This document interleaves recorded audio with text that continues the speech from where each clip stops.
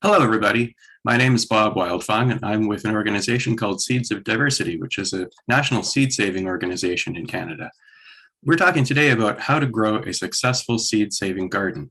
And what we'll do is we'll plan out how to design your garden, how to think about when the timing works out, how to think about how the spacing would work out to grow lots of seeds in your own home garden, but also have room for produce, vegetables, flowers, herbs, fruit, anything else that you'd like to grow too.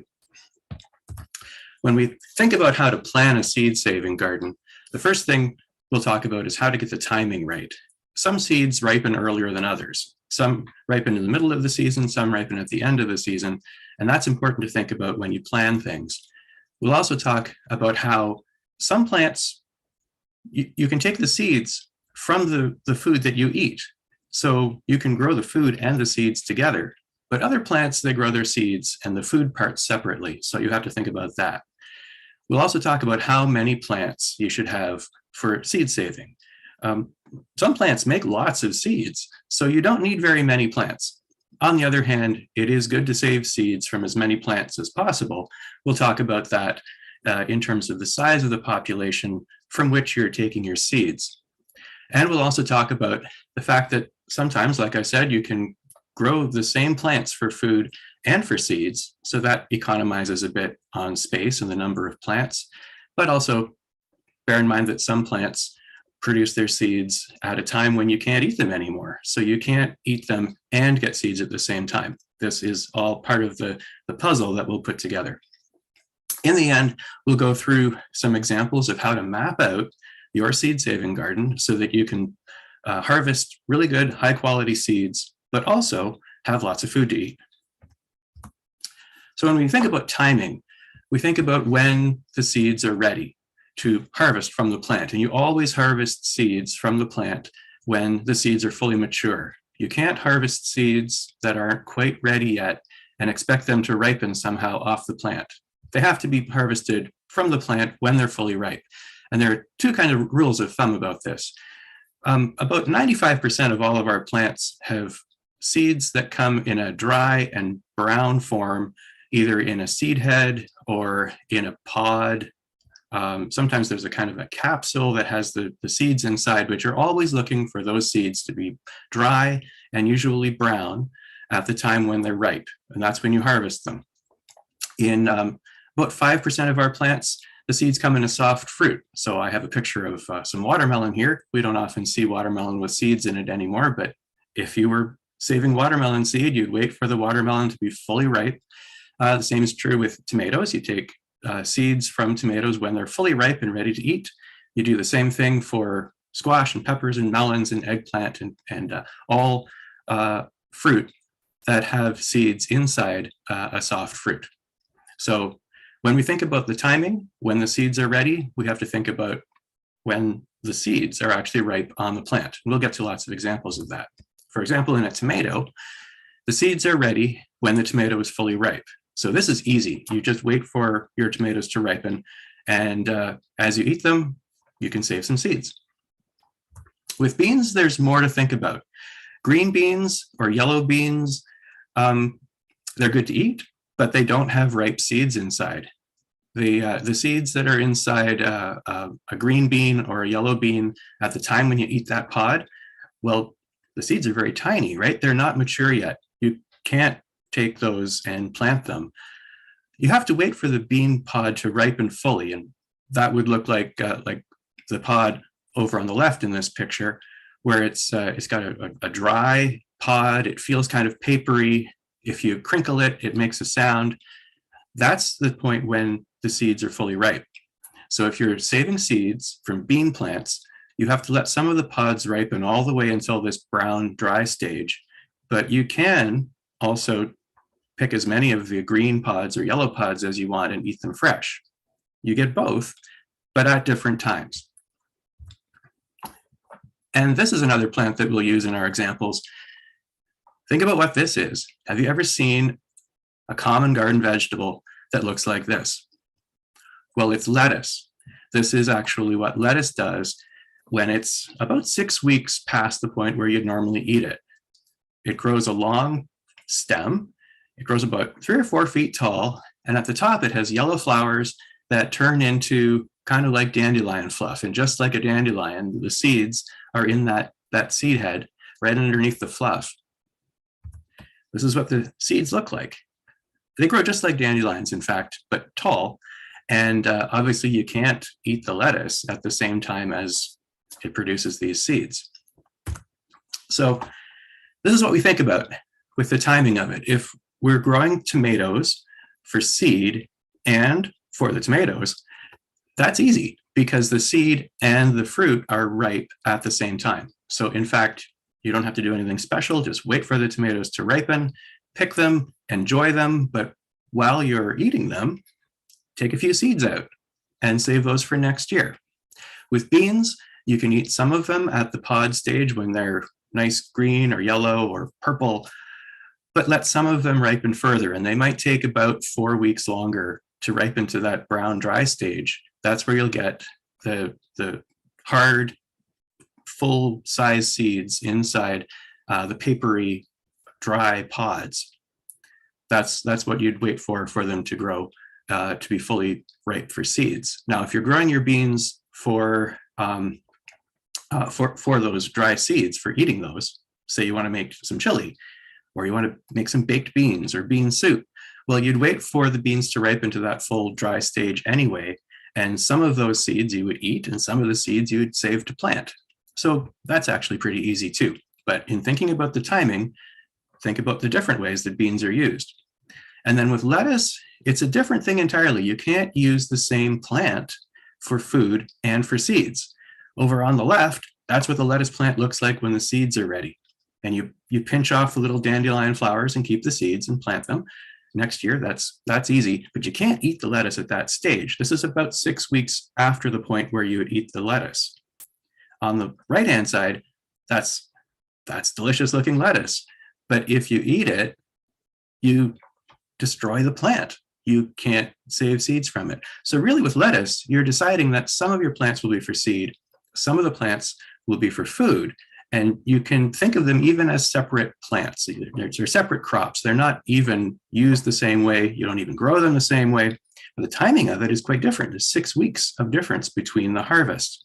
So we'll bear that sort of thing in mind, and that'll come up in one of our examples.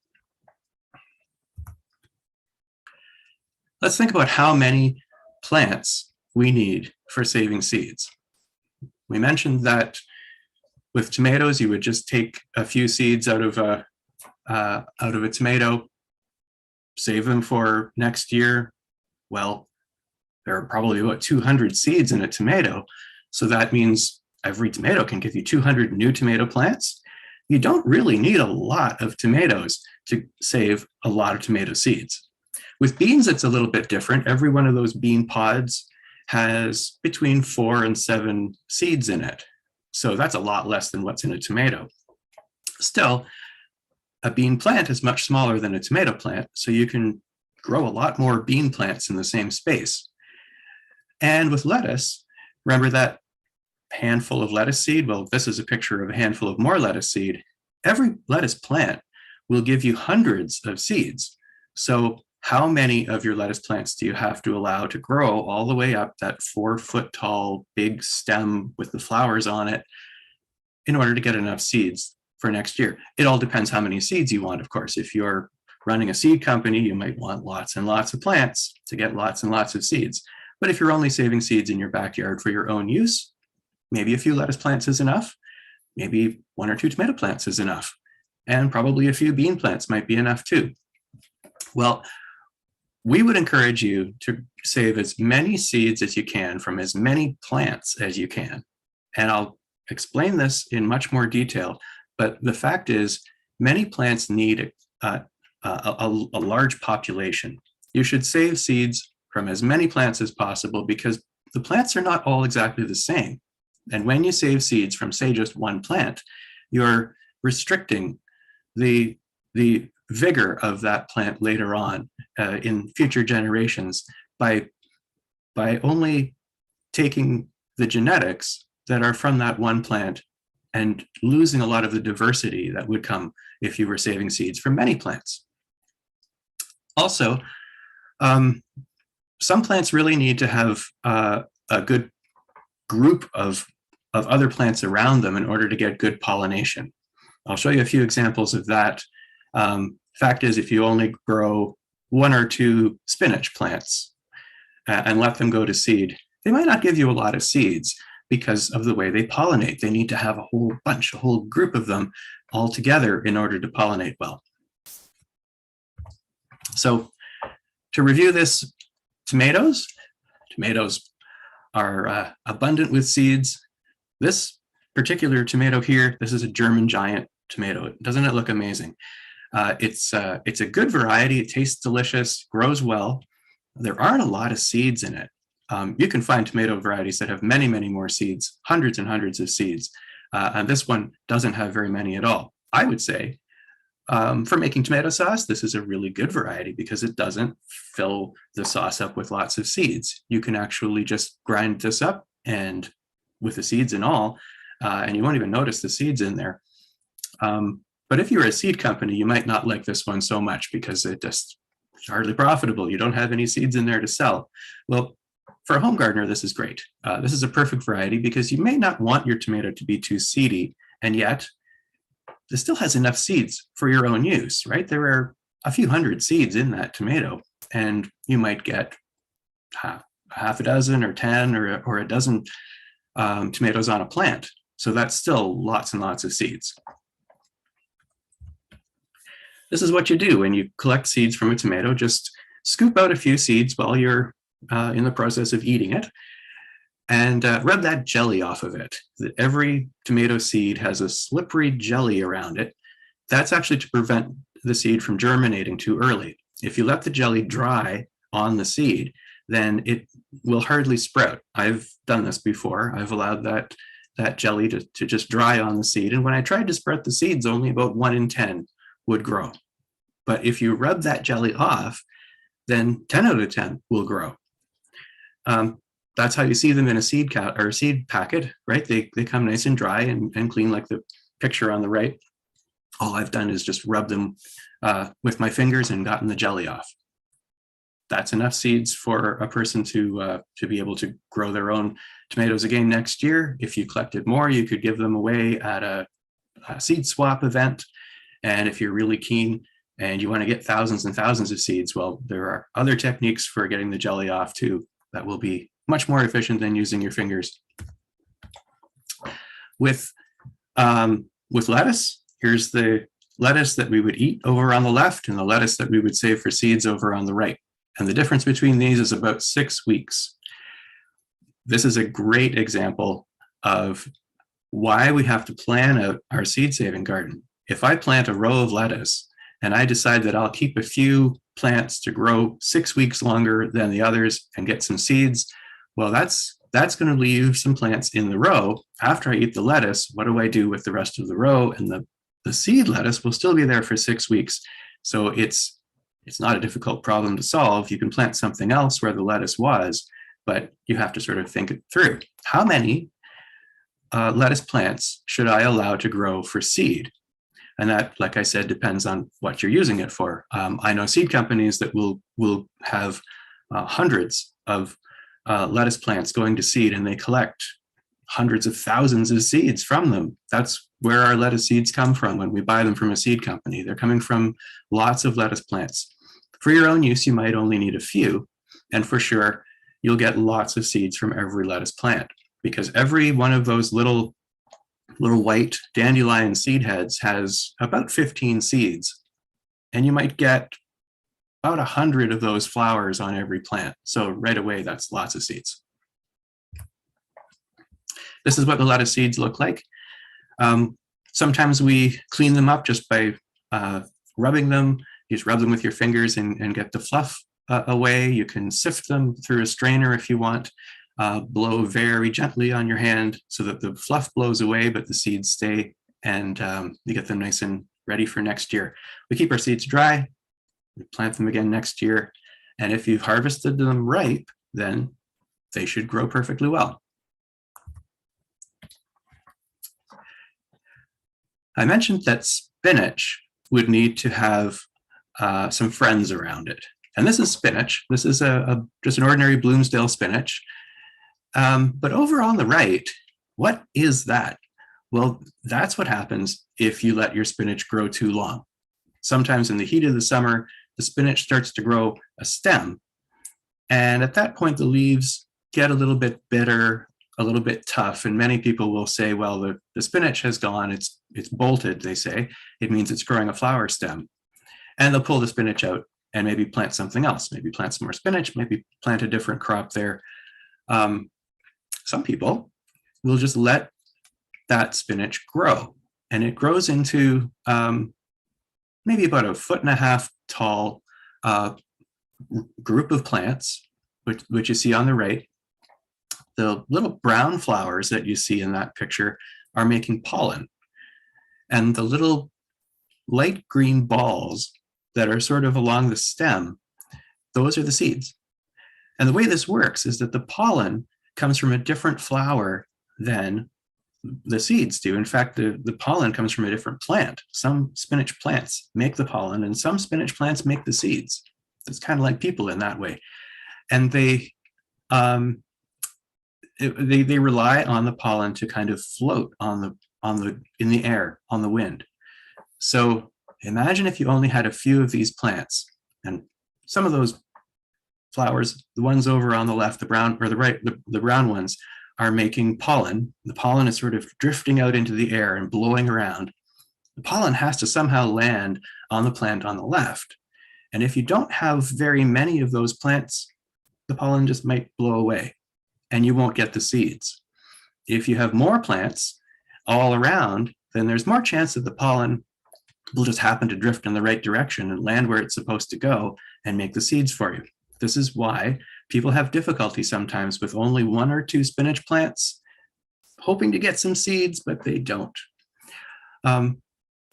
Whereas if you have, say, at least a dozen, maybe 20 of these plants kind of in a block, so they're not all spaced out in a row, they're in a block, so they surround each other, then you get really good pollination, because when the pollen drifts on the wind, it just happens to land on another spinach plant, and you get lots and lots of seeds. When we're thinking about how many plants we should be growing for seed, I always add a little bit more, like just add 10 or 20% more than you think that you should need, because sometimes you have to get rid of some. This is really important. This is a picture of some cabbages. I grew a kind of cabbage called Houston Evergreen for seeds.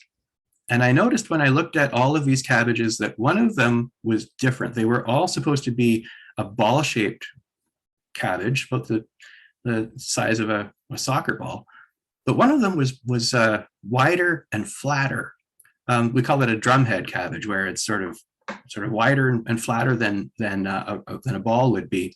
I don't know how that different shape of cabbage got into my seeds originally, but we have to take that out. If we want to keep the variety true and have the right shape and the right size and keep all the characteristics of the variety, we have to look very carefully and remove any that are off of that particular criteria for what the variety should look like and what it should taste like and how it should grow. So I took this cabbage out. It's called roguing.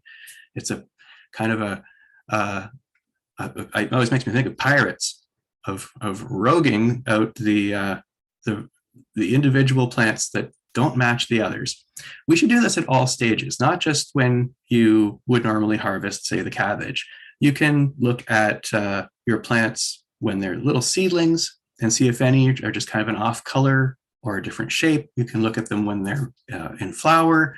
You can see if the flowers are all the same. You can look at every stage, even at the seeds. Sometimes the seeds will look different.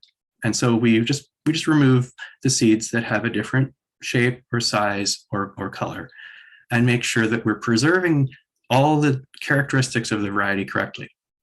So the point is, if you think that you might want, say, 10 plants for saving seeds, grow 12 or 13, because some of them you might wind up removing.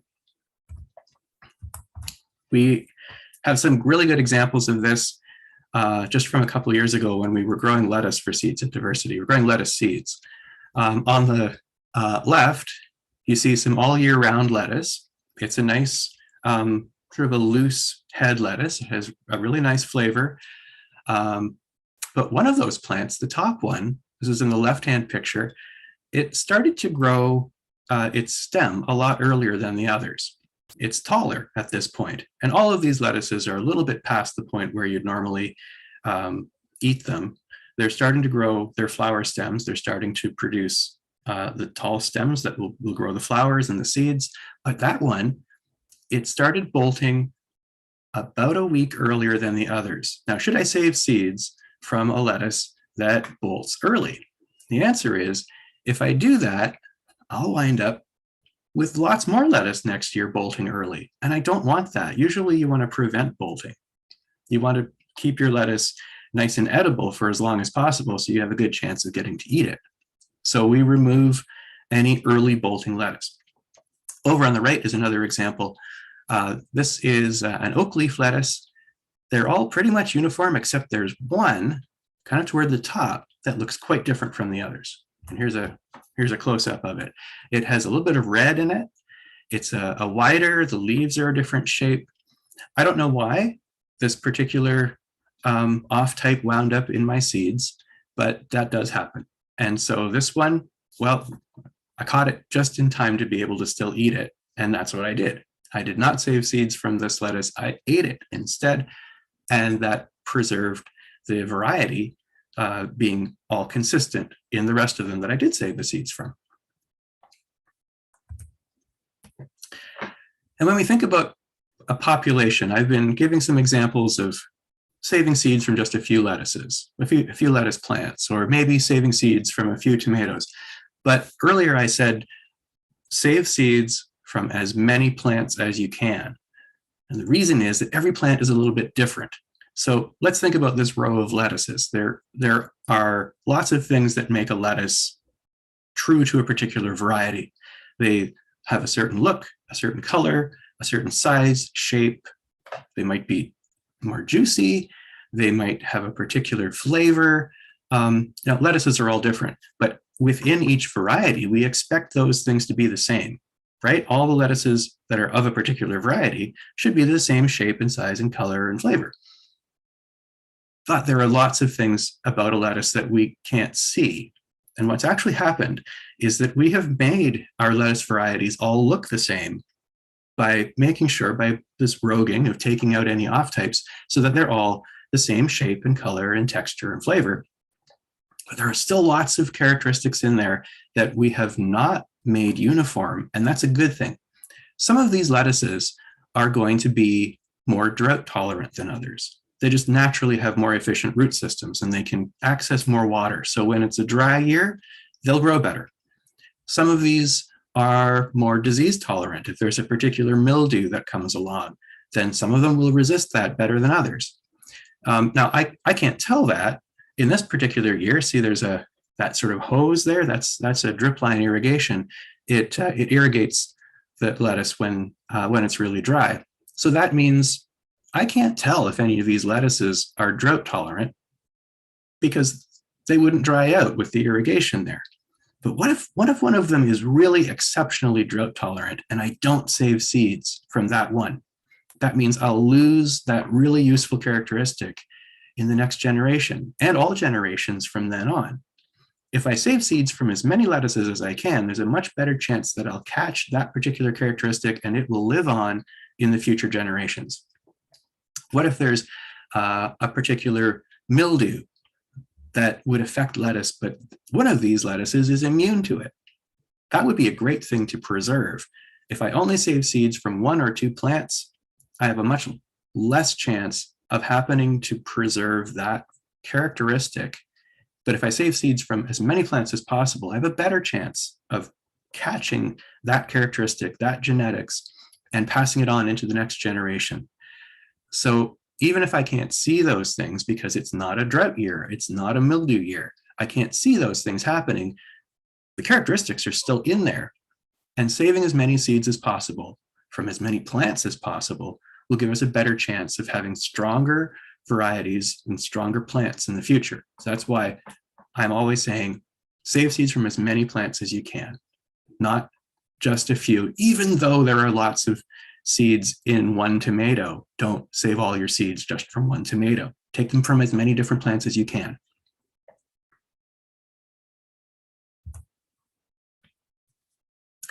We'll talk a little bit about pollination now, because that has a lot to do with how you plan your garden.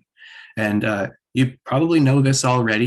You've seen other videos about pollination, about isolation distances between different varieties. So this might be a review, but there are 3 different kinds of pollination, 3 different categories of plants that pollinate in different ways. Some plants have flowers that self-pollinate.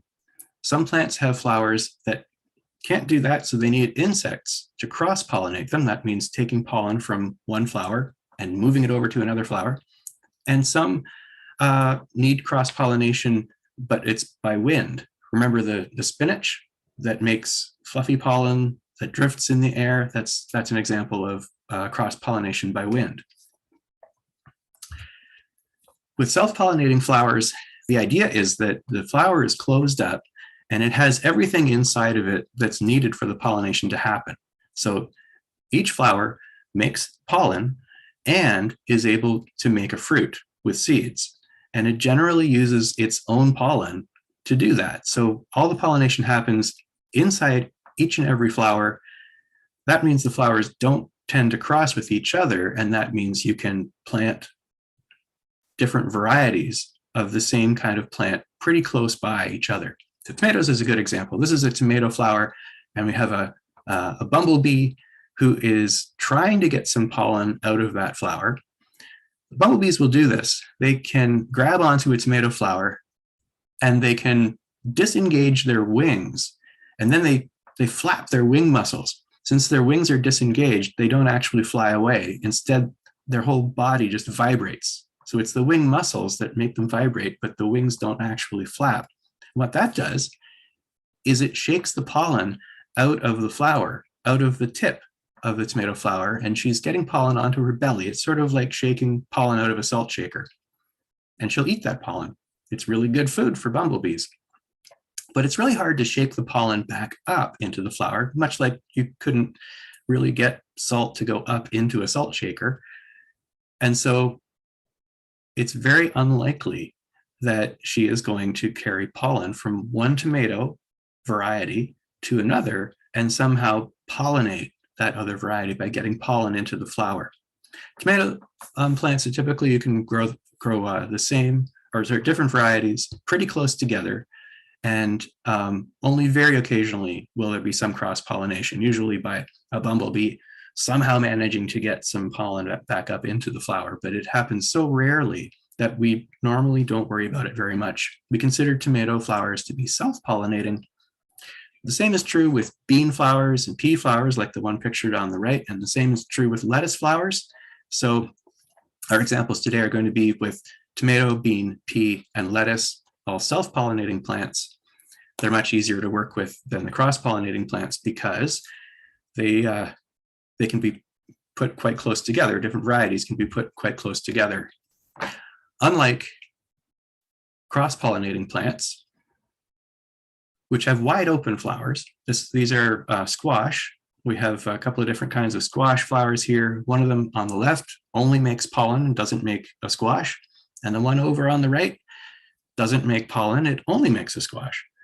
So there's no way for this plant to make squash unless somehow pollen gets from the flower on the left over into the flower on the right. And who does that? Our friend the squash bee here. This is a native species of bee called a squash bee.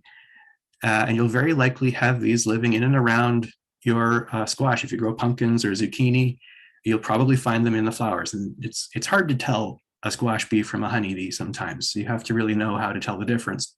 But I would suggest if you looked at a lot of pictures and figured it out how to tell the difference, you'd discover that yes, you have squash bees in your garden, in your zucchini flowers. They're kind of everywhere. They're quite gentle, they're quite friendly, and they do a great job of pollinating. but they fly quite a distance. Bees can travel to your neighbor's garden, to the garden up the street, to the garden, on another block, and back and forth. And by visiting squash, pumpkin, zucchini, acorn squash, all of those different kinds of squash, they can all interpollinate. The bees can just carry pollen from all kinds of other varieties to pollinate your flowers. And that means when you save the seeds from your squash or zucchini, you don't know which pollen was used to fertilize those seeds. And so you don't know which of those seeds are hybrids of other varieties and which of them are going to come true. It's a much more difficult thing than with self-pollinating plants like tomatoes and beans. And cross-pollination by wind is even more complicated. There's our spinach over on the left. And this is a picture of corn. I like the illustration of the corn better than an actual picture because you can really see the parts of it. In the corn, the pollen is made in the tassel up at the top. It dumps all sorts of pollen out into the air and it blows all around. If you've ever been in a cornfield during pollination season, you can see pollen all over the leaves of the corn. You can see a light dusty yellow on the ground sometimes. If there are any puddles, you'll see on the surface of the puddles this sort of yellow dust. It's the corn pollen. The corn makes so much pollen because most of it doesn't land where it needs to go. What it needs to do is to land on those threads, those silky threads that are on the end of every ear. And when you've eaten sweet corn, those kind of thread things on the end of the ear that you sort of peel off when you husk the corn. Those are actually where the pollen lands and goes to each kernel. So each of those is sort of like a little tube that carries one grain of pollen to each kernel in the ear of corn. The pollen needs to land on the end of each of those threads. They're called silks. And the chances of that is pretty low because they're very small. So the corn has to make a gigantic amount of pollen, and it blows in the air and it blows in the wind. So if you're downwind from a cornfield, even a few miles away, you'll have corn pollen from that field settling on your corn. It makes it a little difficult for us to preserve heritage varieties of corn because in many places where people grow sweet corn, there are cornfields nearby. We won't talk about that too much. We're going to focus our examples on the self-pollinating plants, but I want to give some sense of what this means for how far apart you can put these plants.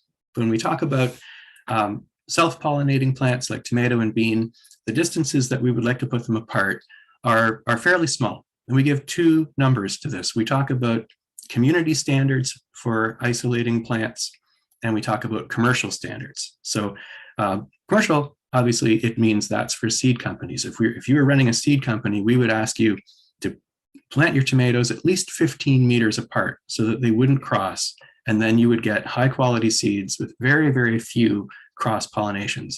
Put your beans 6 meters apart, put your squash 1.5 kilometers from any other squash to prevent the cross pollination. That's pretty far. Most of us with backyard gardens can't possibly do that. So we have another set of standards, which we call community standards. And these are going to give you good quality seeds.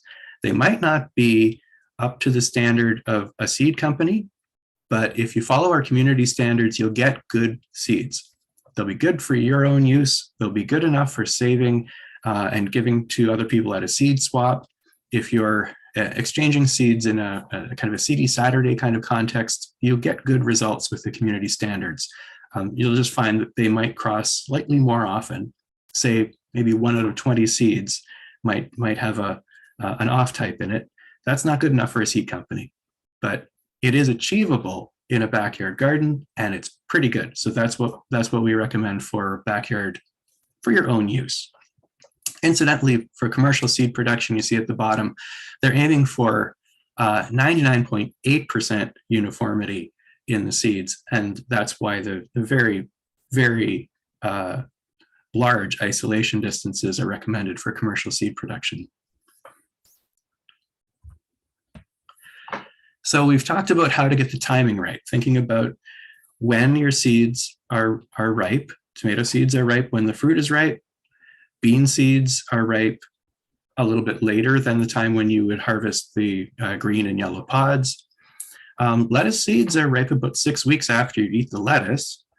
We've talked about how many plants do you need for seed, and it's not very many. If you only need a few seeds for your own garden, you can get those seeds from just a few plants, but we do encourage you to save a few seeds from lots of different plants, as many as you can, so that you get a good assortment of genetics and you don't have this bottleneck effect of losing useful characteristics in the next generations.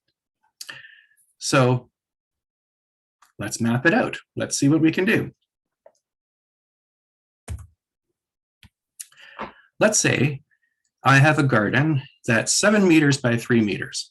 And for those of us who don't think in meters, that's about 23 feet by 10 feet. So it's a backyard garden. It's a pretty substantial backyard garden.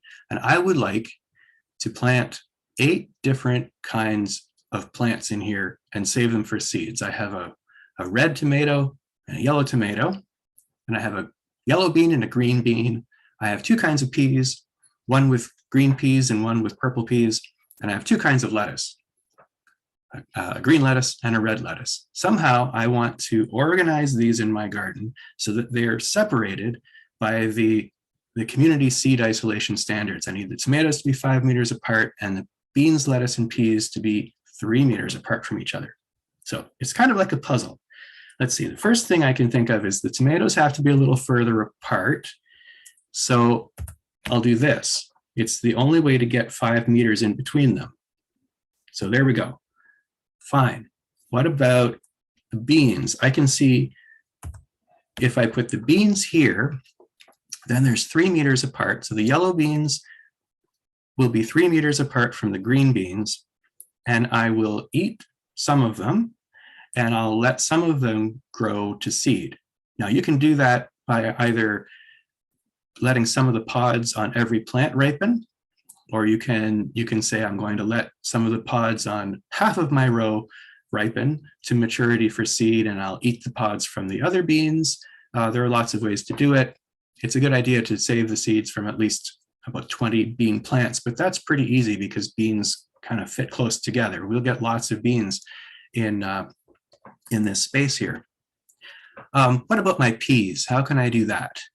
Well, I'll just carry on with the same pattern. If I put the peas like this, then that's really not going to work. Now, peas also have to be 3 meters apart from each other, and I have no place to put the lettuce where they would be 3 meters apart from each other. So this is not working. All right, I'll back up. Let's say, what if I move the green beans over so they're like this? Now, they're kind of close to the yellow beans, right? There's sort of 2 meters in between the yellow beans and the green beans, but if I measured from the middle of the row, from the middle of each square, 1, 2, 3, that's like 3 meters. So that's sort of kind of cheating, but it's kind of close. It might work, and I can do the same thing with the peas. And now they're sort of 3 meters apart. They're kind of like 2.5, but I still don't have any place to put the lettuce. So this really has not worked out. Okay. Start over. Okay, I like where the tomatoes are because they have to be 5 meters apart, so that makes sense. What if I start out thinking this way? What if I say I'll plant a whole bunch of yellow beans in the top left square meter, and the green beans over on the right, and the peas in each of those corners, and those are going to be for seed saving. I can get 20, say, beans and pea plants in each of those square meters. I can grow them sort of intensively and get them, so I can save seeds from 20 plants. That should be enough for a good population. And those are the only squares that I'll use for seed saving. I'll use the rest of these squares for eating. So what if I put others like this? Now see what I've done here. I have the yellow beans for eating in the bottom left. So it's still pretty far away from the green beans that I'm saving seeds. That's 3 meters, so that should work. And the same is true that the green beans at the bottom are the same distance away from the yellow beans at the top, and the same is true for the peas. It's like a mirror image. So, okay, so this is good. Now I can save the seeds. I still have some that I can use for eating, so this is fine. Basically, I'm going to eat these, and I'm going to save seeds from the squares that are in the gray borders. Okay, great. Now, what about my lettuce? If I put lettuce here, and this makes sense because I can do the same sort of thing. If I save the seeds from the lettuce on the ends, then they're far enough apart from each other that they won't cross-pollinate. They're 3 meters apart. But wait a minute, that's not true. Because I have lettuce in the middle, the green lettuce in the middle is only 2 meters away from my seed-saving lettuce, the red one, over on the right. But no, it's a trick, because I'm not going to let these 3 lettuces in the middle grow all the way until they make flowers. I'm just going to keep them at the eating stage, and I'm going to pick them and eat them. And if they don't make flowers, then they can't cross-pollinate. So really, these 3 lettuces in the middle section, they don't count as far as isolation is concerned, because they're not going to make flowers, so they can't pollinate. Perfect. And the advantage of that is now I have some space here where I can plant something else. I might want some spinach. I might want to plant some radishes or some squash. Now, we said before that if I plant squash and save seeds from it, I have to keep it 400 meters away from other squash. Well, maybe that's a topic for another talk on how we can do that. There's a hand pollination method that we can use, but that's in another video. And the other advantage of this is that once I've eaten the lettuce in the middle, those spaces will open up in the middle of the summer. And so I can use those for planting something else. I can think of that right now, realizing that if I plant my lettuce, say in April, that I will probably eat it by June, and that's still early enough to plant other things. Like I could have some cabbage there. I could plant more lettuce there. I could put more spinach. All sorts of things that you can still plant in June. So I can keep my seed-saving garden intact. I can come up with a good plan for what I'll plant after I have eaten the lettuce. And I can grow a lot more things in here than I thought I could. Great. So we talked about how we get the timing right. We talked about the fact that some plants ripen their seeds early and some a little bit later. We talked about how some plants you can eat the same part as you save the seeds. So with tomatoes, you just grow the tomatoes and save the seeds while you eat them. Others, like beans, you're going to pick some of them for green beans and yellow beans, but leave others to grow until they're fully brown and dry. Other plants like lettuce, you have to have some plants for seed and other plants for eating, and you can't use the same plants for both. We talked about the fact that you can get lots of seeds from just a few plants, but really it is wise to save a few seeds from lots of plants and mix them together. And we figured out how to make a garden that will give us a good seed crop and also lots of good food to eat. So thank you all for watching this video. Check out Seeds of Diversity's website. We have lots of information, other videos. You can find where to buy your favorite varieties of seeds from seed companies in Canada, and be sure to check out our seed exchange. Our members are offering thousands of different kinds of seeds through the mail to other members, and I thank you very much.